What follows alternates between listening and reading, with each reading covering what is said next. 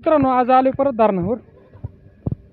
Motor गेली जळून, तर मोटर आलोय खोलायला. आता वायर फिट करून राहिले.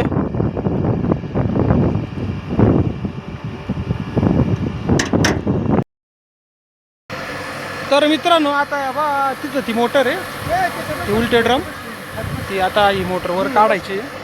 जळून गेली, आता बदलून आणायची डायरेक्ट. तर मित्रांनो हे बा आता मोटर काढली. हा बा दादा आला होता जोडी आणि काढायचं काम चालू आहे. समाधान भाऊ